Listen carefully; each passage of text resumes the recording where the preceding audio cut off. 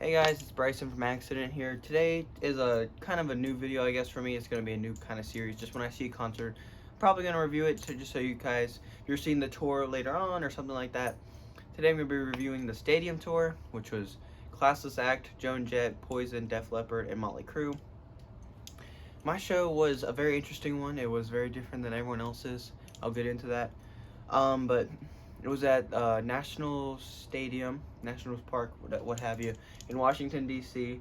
It was my first time seeing every one of those bands. Now, before everyone comes at me like, I couldn't have seen them in my prime if I wanted to. I wasn't born yet, so this was my only opportunity to see all of these guys. I'm sure I could see like Poison and Def Leppard again, but Mötley probably not.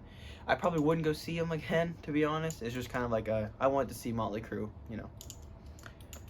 what have you. But I'll go ahead and get into it because it's gonna probably be a lengthy review. So we got there. Classless Act had already started playing before we got in, so we didn't catch all their set, but we got to see that song, "Welcome to the Show," I think. So I think it's the name of their album or whatever that just came out. They were cool. They were very cool, very young, kind of like Accident is. In case you don't know, that's my band, hard rock band from Winchester, Virginia. I gotta plug it when I can, But yeah, they were cool, very very energetic. And we only got to see two of their songs. They went off, and then a couple minutes went by. It started to sprinkle. We're like, oh well, it might rain a little bit. That's okay. Joan Jett goes on, and rain kind of stops. And for the first like 6 songs, Joan was pretty energetic. She was smiling, she was happy, having a good time. The crowd was interacting. She did Cherry Bomb, which is probably my favorite song of her set. And she did her cover of Crimson and Clover. But like the second she got to I Love Rock and Roll, all energy like seemed to drop from her face. Like she did not look happy. Which I can understand. It's not even like her song and she's been playing it for so long, which I can understand her being tired of. Like, she looked very going through the motion, especially, and then for the rest of the set, which the rest of the set were like her songs. She did Bad Reputation and Fake Friends and I Hate Myself for Loving You, which those are her songs. She just didn't. It's like the second she started playing I Love Rock and Roll, she looked very upset. But I mean, I didn't really go for her. I'm gonna be completely honest. I'm not the biggest Joan Jett fan. It was cool to see her. It's another band I can mark off seeing. They were cool. They got off, and then it started to like rain. It wasn't just sprinkling anymore. So then Poison comes on, and Poison stole the show, like without a doubt. I know probably a lot of people watching this video they hate Poison or fake metal, whatever. Whatever. Can't please them all, but I'm a Poison fan. Well, at least the first 2 albums, and I like a couple things off. What is that album called? Flesh and Blood. I like a few songs off that, but beyond that point, I'm not too crazy. And all their set lists were from there, because that's where all their good songs were, and they know that. Bret Michaels was as energetic as ever. CeCe was playing great. He looked great. Bobby and Ricky, they were always amazing.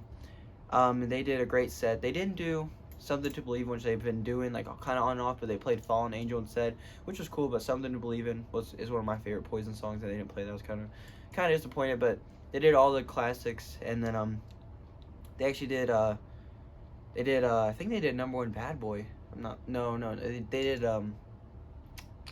they didn't do Number One Bad Boy. They did another song. They did I Want Action off Looks What the Cat Dragged. I'm losing it, which is pretty cool. And then they did Look What the Cat Dragged. That's what they opened with. It's one of my favorite 80s metal songs of all time. Yes, I'm gonna call it 80s metal. Don't come at me. But yeah, they were great. They finished with Nothing But a Good Time. Favorite band of the night already, and I didn't even see the other 2. They got off, then it really started to rain again. Def Leppard came on. They played Through the Rain. They were really boring. No, I'm not gonna sugarcoat it. They were very very boring. And they did I would say like 60% of their set was from Hysteria, and like 10% was from the new album, which I don't like either of those albums. Yeah, I'm not a Hysteria guy. I like On Through the Night, Up Through High and Dry, and then after that they kind of lose me. And all their songs are from that. The only one they did from the only one they did from High and Dry I think was Bringing On the Heartbreak. I think that's the only one they did. From Pyromania they did Foolin', and I'll get to why they didn't do Photograph and Rock of Ages. So they do they're getting pretty close to the end of the set, the third to last song, and they're doing Pour Some Sugar on Me. The song ends, Elliott goes, he goes, he did actually doesn't say that, he just like hey, we've been told to stop playing, good night. And we're all like, what? And then the banners on this thing go, shows pause, because there was lightning and thundering going on. We're like, oh man.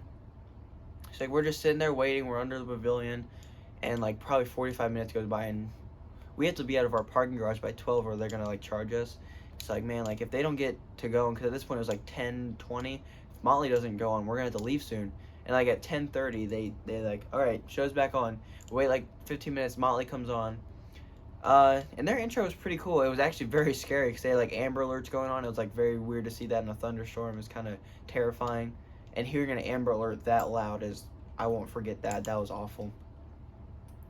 But say what you will about Mötley Crüe nowadays. I know, yes, I know they're not at their prime. Trust me, I know. But they open with Wild Side.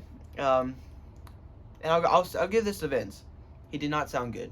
I'll give him that. He did not sound good, but he sounded better than the final tour. I will say that, at least from experience versus seeing videos from the final tour. I think the weight loss he did have contributed to that. He definitely sounded a lot, not a lot better, but a good bit better. So they did Wild Side, then they did, I don't know what the order was, but they did Live Wire, which was really cool. He did hit that note, like in the slow part, the Be Mine Tonight line. He did, I don't know if he hit the exact note, but he did a really high note there, and I was actually very impressed with him, because I've seen shows where like he would have the crowd sing that part, and then they would just jump back into the chorus. But no, he did it, and I was like, that is right on, Vince. Like that took a lot out of him, I'm sure. And they did Shout of the Devil, which he sounded like not that good, but he didn't sound as bad as the final tour. I'll give him that. And they did Too Fast for Love, which he actually sang that one like very well, like very, very close to how he sang it in the early '80s when they used to play that song. That's one of my favorite Mötley songs, and they did that one really good. And then they did Don't Go Away Mad, Saints of Los Angeles. Then they did The Dirt, like from the movie, and that song's okay. I very much just like the Machine Gun Kelly part, which they played like a tape over. Whatever. And then they did Home Sweet Home, which it kind of sucked because, oh, hold on, rewind. So Tommy Lee, after a couple songs, he came out, he's like, yeah, I got broken ribs, and it was kind of funny, like, this big tray of ribs, he was just throwing ribs into the audience and beers and stuff. I just wanted to say that because I thought that was really interesting, and I'll always remember that moment of the concert. Okay, so the Tommy Lee comes back out for Home Sweet Home, they do it, and we have to leave halfway through Home Sweet Home because it's like a 25-minute walk to our parking garage, and it's like 11:30. So yeah, we had to miss some of Mötley's set, but we didn't see Dr. Feelgood, Kickstart My Heart, a couple others, but those are usually the ones Vince does the worst. Like maybe we saved ourselves. That's what I'm thinking. But overall, it was a pretty nice concert. I will say Poison stole the show. A least favorite band I saw was definitely Def Leppard. They were very boring, and they didn't play like Rock Brigade or Wasted or what's that song?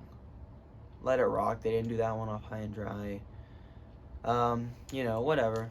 You can't win them all. But yeah, pretty decent concert. If you're thinking about going, I would go just to, not just to say you went, but it was a fun time. Everyone there knew what to expect. We weren't like hoping for the best, and everyone was having a good time. That's all I can say. So appreciate you guys watching. Rock and roll one time. Have a good one, guys.